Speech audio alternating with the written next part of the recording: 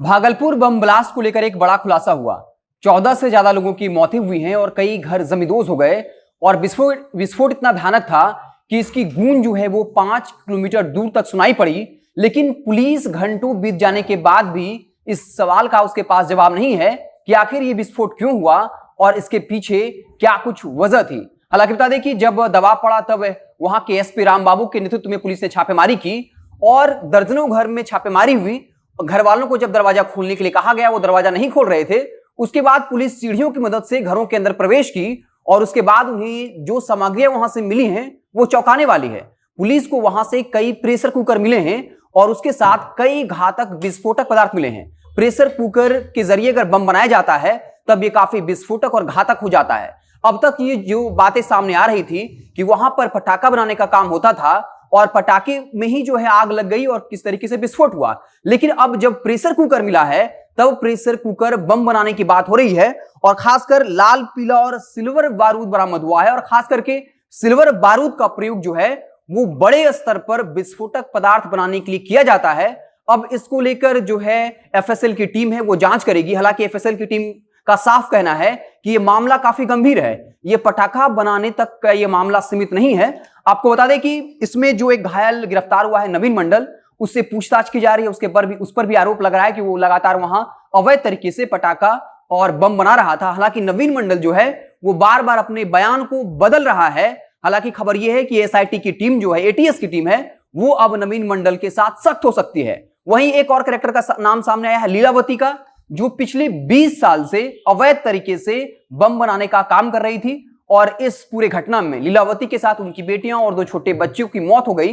लीलावती पिछले 20 साल से जो है ये अवैध धंधा कर रही थी और उसका खौफ इतना था उस इलाके में, उस मोहल्ले में, कि कई बार मोहल्ले के लोगों ने, स्थानीय लोगों ने थाने से शिकायत की थी। लेकिन थानेदार जब भी छापेमारी करने आता था उस वक्त लीलावती अपने तमाम विस्फोटक सामानों को कहीं और शिफ्ट कर देती थी। और तो ये समझ में नहीं आता है कि आखिर जब खुफिया विभाग इस वक्त अलर्ट है, पुलिस कह रही है कि खुफिया विभाग को अलर्ट कर दिया गया है, लेकिन जब लगातार वहां के स्थानीय लोग शिकायत कर रहे थे, कहा यह भी जाता है कि कई बार खुफिया विभाग के लोगों ने पुलिस को अलर्ट किया था कि यहां पर जो पटाखे का निर्माण हो रहा है उसकी आड़ में अवैध बम का निर्माण भी हो रहा है। उस वक्त पुलिस जो है वो कोई कार्रवाई क्यों नहीं की थी? और यह पहली दफा नहीं था, इससे पहले भी 2-3 बार विस्फोट हो चुके हैं।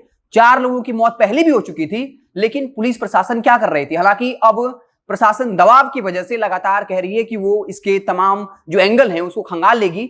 खबर यह भी आ रही है कि हो सकता है इस मामले को लेकर कोई आतंकी कनेक्शन हो, नक्सली कनेक्शन हो, क्योंकि लगातार बिहार और झारखंड में पुलिस और नक्सली आमने सामने हैं। तो क्या उन नक्सलियों को यहां से बम सप्लाई किया जाता था? हमने आपको सीतामढ़ी की एक खबर बताई थी जहां डकैत जो है डकैती करने के दौरान बमों का इस्तेमाल कर रहे हैं। तो क्या डकैतों को भी बम जो है वो सप्लाई की जाती थी? कई ऐसे मामले हैं जिसकी जांच होनी है। लेकिन घंटों बीत जाने के बाद भी पुलिस के पास इस सवाल का कोई जवाब नहीं है कि आखिर इसके पीछे वजह क्या है। लीलावती पर यह लगातार आरोप लगता है कि वो विस्फोटक पदार्थ का सप्लाई जो है वो बच्चों के जरिए मंगवाती थी। जो दिव्यांग बच्चा होता था, छोटे बच्चे होते थे, वो झोला और स्कूली बैग में विस्फोटक सामान लाते थे। यानी कहानी पूरी फिल्मी है। जैसे फिल्मों में गैंग्स ऑफ वासेपुर आपने देखा होगा, जहां छोटे बच्चों का इस्तेमाल किया जाता था हथियार ढोने में ताकि पुलिस को इसका शक न हो। लीलावती इसी स्टाइल में भागलपुर में जो बेरोजगार युवा है, इसके अलावा जो स्कूली बच्चे हैं, दिव्यांग बच्चे हैं, उनके जरिए स्कूल बैगों में बारूद मंगवाया करती थी। और लगातार जब ऐसी खबरें आ रही कि भागलपुर के कई शख्स जो है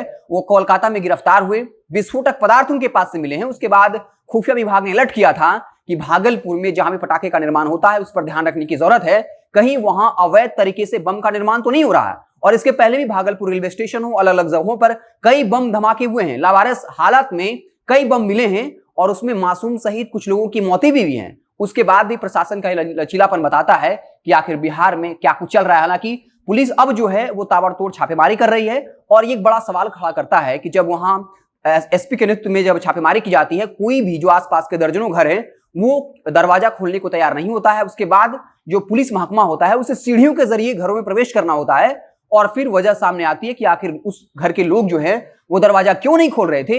इसलिए नहीं खोल रहे थे क्योंकि उनके यहां प्रेशर कुकर मिला है, विस्फोटक सामान मिले हैं और खास करके सिल्वर बारूद मिला है, जिसका उपयोग ही होता है बड़े घातक और जो है बड़े स्तर पर अगर विस्फोट करना हो तो उस मामले में इसका उपयोग किया जाता है। तो ये दलीलें जो हैं अब वो जो है नाकाफी साबित हो रही है कि वहां पटाखों का निर्माण होता था, क्योंकि अगर पटाखा का निर्माण होगा तो इसके विस्फोट से ऐसा नहीं होगा कि 4-4 घर जमींदोज हो जाएंगे, 1 किलोमीटर तक का इलाका पूरा धुआं धुआं हो जाएगा और उसके बाद इसकी गूंज जो है वो 5 किलोमीटर तक सुनाई देगी। इसके अलावा आपको बता दें कि ये भाग्य की बात रही कि रात में विस्फोट हुआ।